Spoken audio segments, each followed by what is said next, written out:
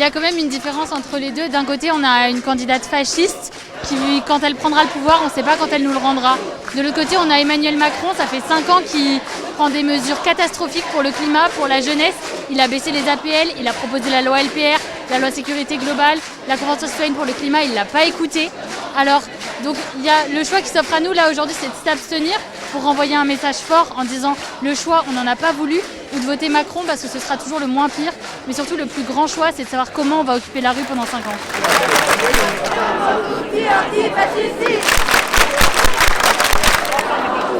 L'occupation de la Sorbonne, elle a lieu depuis hier. Pour l'instant, ce qui est prévu, c'est de l'occuper jusqu'au second tour.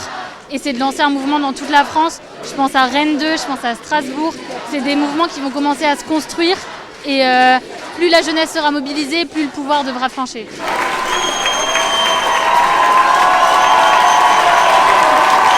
Je ne sais pas encore entre voter Macron et m'abstenir. Je pense quand même qu'il y a quelque chose à prendre en compte, c'est que l'extrême droite, quand elle est au pouvoir, elle ne le rend pas.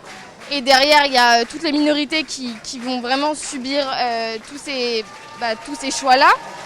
Donc je pense que moi j'ai une responsabilité là-dedans et je pense que je vais voter Macron.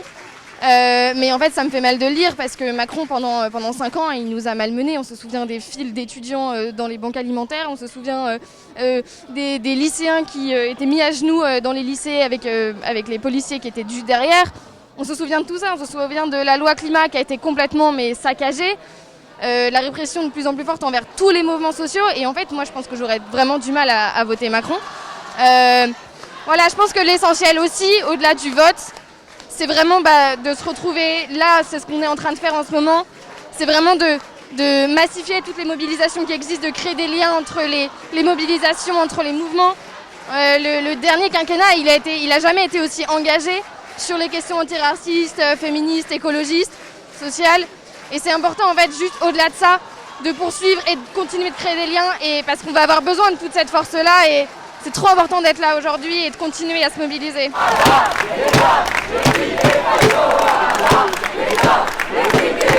Je sais pas trop les débouchés politiques, mais pour essayer de se faire entendre et de dire regardez, notre intérêt compte aussi. Et les personnes âgées qui statistiquement en majorité ont voté Macron et Le Pen, ça fait mal. Il y a un pacte citoyen où voter aussi un peu pour nous quoi. Un côté un peu laissé sur le carreau. Donc je sais pas ce que ça peut donner, mais au moins ça va. Justement là, ce que vous faites, ça donne un peu de visibilité.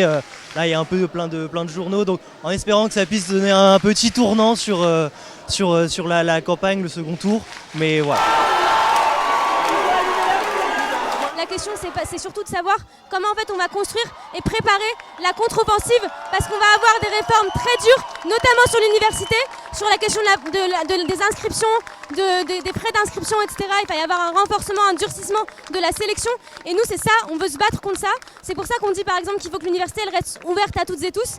Mais à mon avis, c'est surtout ça qu'il faut faire, c'est se mobiliser et dire en fait qu'on veut un autre avenir, d'autres perspectives, qu'en fait il y a un rapport du GIEC qui nous laisse 3 ans. Et ça, c'est trop court en fait pour penser qu'on va attendre encore 5 ans avec un gouvernement néolibéral et ultra-droitiste. Contre l'alternative qu'on nous propose, nous avons trouvé une 3e voie, la mobilisation et la lutte. Moi, en tant qu'enseignant, tout simplement, nous, la CGT, on dit pas une seule voix pour l'extrême droite. On pense qu'aujourd'hui, il y a un enjeu, c'est faire baisser le vote de l'extrême droite. Parce qu'en fait, il y a des gens qui sont en colère, mais au lieu de se tourner vers les vrais responsables, c'est-à-dire quand on voit les dizaines de milliards qui sont faits au CAC 40, quand on voit les Total et compagnie qui sont en train de détruire l'avenir de notre planète, c'est ces gens-là qui sont les responsables et c'est contre ceux-là qu'il faut se tourner. On ne sera pas forcément tous d'accord sur quoi faire le week-end prochain, mais en fait ça ne se limite pas au bulletin de vote. Il faut aujourd'hui reconstruire un vrai espoir, une vraie solidarité collective. Et c'est là, dans ce sens-là, où c'est très positif ce que font là les étudiants, ça doit nous encourager. Et moi je crois que quand j'ai assisté hier à l'AG, en fait, ils discutent pas seulement des élections, il y a vraiment de quoi être inquiet de notre avenir, et ça, ce ne sera pas réglé dimanche prochain. Donc voilà, gardons espoir et lâchons pas l'affaire.